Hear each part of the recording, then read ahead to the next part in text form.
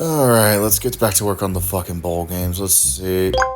Kyle McCord transfer too? Jesus Christ, is everyone transferring now? Oh. Okay, maybe I should pause and work on something. No. I already have 2 videos I need to make that are taking way too fucking long. Okay, how about I let the community decide? I mean, I don't really understand the process, so I'm sure that they won't get that many yes votes.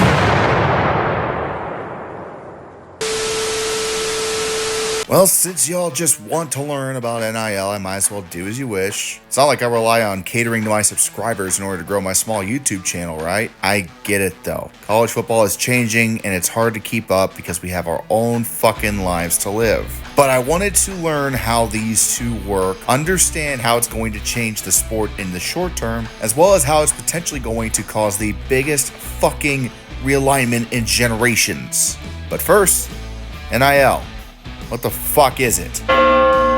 NIL is an acronym for name, image, and likeness. And to fully understand what that actually means, we need to understand why it exists in the first place. The NCAA got sued to hell and back in the late 2010s for profiting off of the stars in football and basketball without giving a dime back to the players at all, under the convenient excuse of amateurism. A term that was true when the NCAA was formed back in the 1920s, but schools and boosters began to find all kinds of loopholes to pay their players immediately after they pinky promised to not do so to the NCAA. Many programs in all sports and levels have been busted for paying players under the table, as well as players getting in trouble for selling items and signing autographs and paying for tattoos with championship rings. Actually, that one was just unique to Ohio State. All things considered, this was pretty bullshit, and the Supreme Court of the United States agreed in 2021.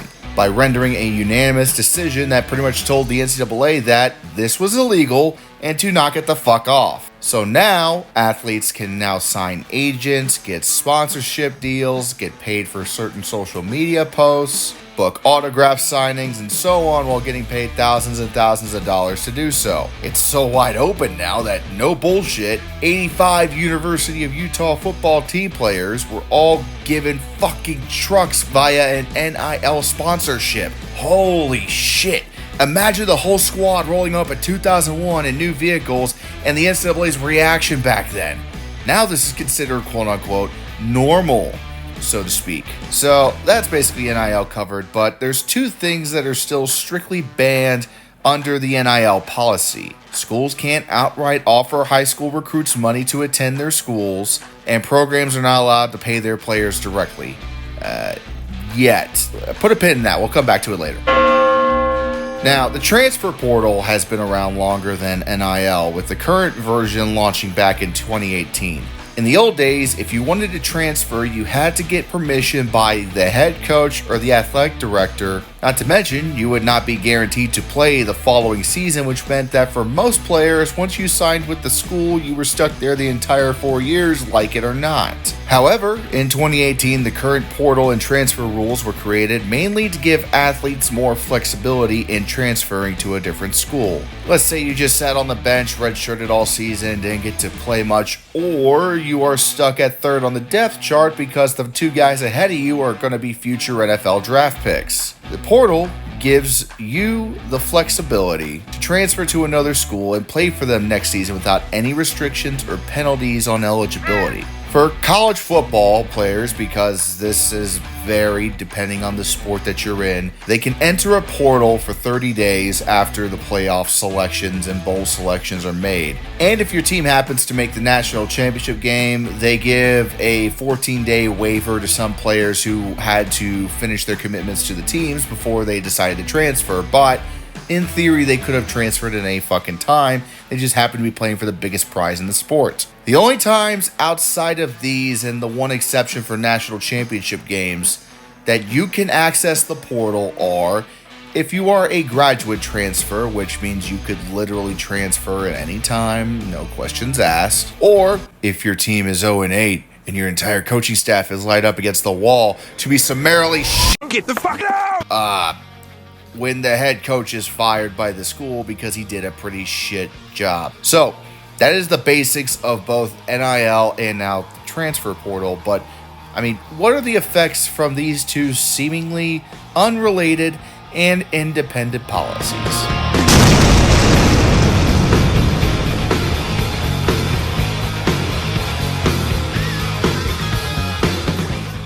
The portal fucking exploded this past week as almost 3,000 athletes declared for transfer at all levels of college football. Many are changing their minds and starting to look elsewhere. Also, the uncertainties with conference realignment are leaning more to transfer when they would otherwise stay in hopes of championships and higher draft spots in the NFL. Most of these major names have decided to look for other options on their own, but some schools are also taking advantage of the portal by pushing players they don't want to keep anymore to go elsewhere. Namely, Kyle McCord from Ohio State, who, at least according to some rumors floating around, was told he should seriously consider leaving by the coaches there. Now, I know I'm obviously an Ohio State fan, so I have a little bias when I say this, but Ohio State is a blue blood college football program, and it is extremely rare for a starter to up and just leave for no other reason besides the NFL draft. Other players leaving include Cameron Ward from Wazoo and DJ Uigalele from Oregon State, who are bolting after the Pac-12 collapse and a head coaching change, respectively. Quarterback Daquan Finn is getting the fuck out of Toledo after winning the MAC Player of the Year, and other quarterbacks that are fucking off include Dylan Gabriel from Oklahoma, Riley Leonard from Duke, Will Howard from K-State,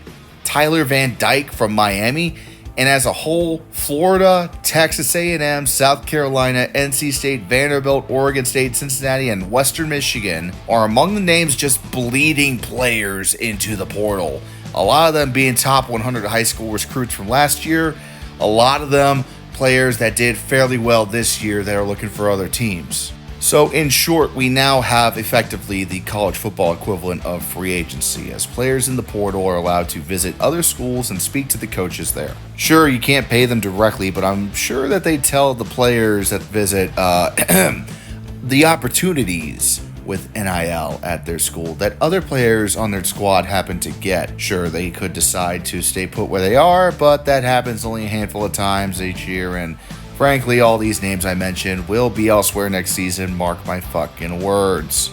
The consequences of this not only affect players, obviously, but the programs as well. Just look at what Colorado did last offseason with the transfer portal. Rebuilding an entire football team from scratch virtually overnight. Sure, they didn't go bowling this season, but compared to the 1-11 record they had the year prior, it was an absolutely insane improvement.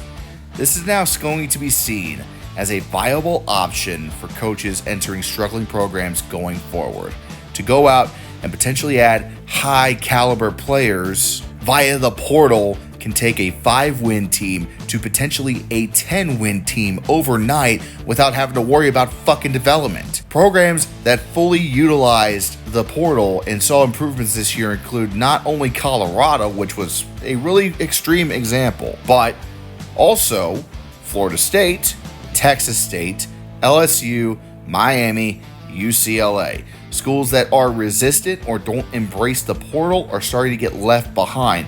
Clemson, who had little interest in the portal at all, fucking paid for it after finishing 6-6 this year, their worst season in over a decade. It's clear now that in order to survive, coaches and schools must embrace the changes and take the initiative immediately, or else they will be left in the dust for years to come. Speaking of changes, remember what I said about players not getting paid directly by schools? We all knew amateurism was dead. It's been dead for a while now, but the NCAA has finally come out this week and made it official.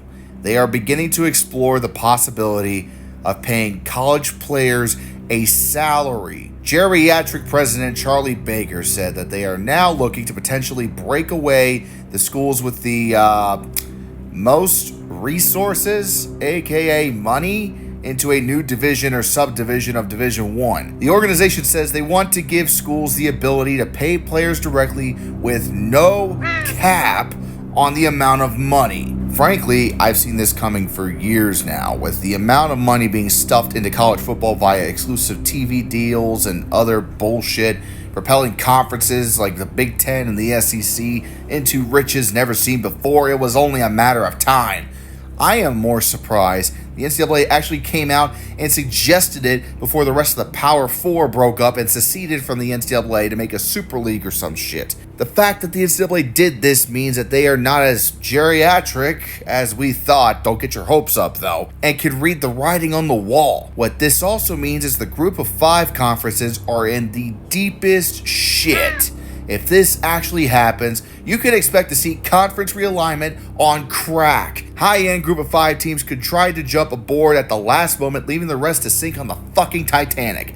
In a doomsday scenario, you could see the ACC implode as the ripple effects from missing the college football playoff and rumblings of big schools wanting to fuck off earlier this year could cause utter chaos.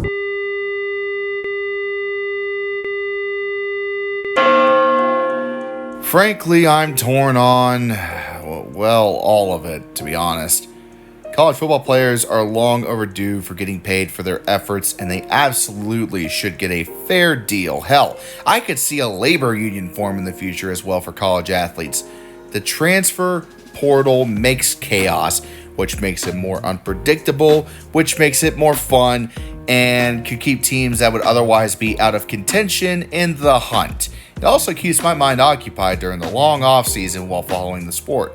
However, there are of course downsides to all this. The days of players staying on a team for all 4 years are beginning to slowly come to an end for the most part. High school recruitment is going to start to mean less and less, as waiting for them to just transfer could be a lot cheaper than flying to sit on mom's couch for dozens of prospects every year. Playing for the love of the game is being replaced with pay to play. Conference realignment has killed more traditions and rivalries than I care to admit. The sport is changing permanently, and I feel an equal sense of optimism and cynicism. Yeah, no shit. If there is one thing I will say, it's that the NCAA needs to tread carefully over the next couple of years and not fuck this up. Otherwise, schools will get sick of their shit and just break off regardless of whatever the hell they're trying to pull off here. I know there are those of you who maybe yearn for the years of old and may want to walk away from all this with all this change. I understand completely. The memories of college football as it was lingers in my mind, and it will be with me forever. But keep in mind, this game is always evolving, always changing, always moving forward. Hell, the game 10 years ago looked much different than it does now. We need to accept change as a part of the process and just open our minds to what comes next. That's not just for football, but for life. Keep an open mind out there, wherever you are. The Washington Huskies and the Ohio State Buckeyes on ABC Sports. And here are your defending national champions in college football, the Ohio State Buckeyes.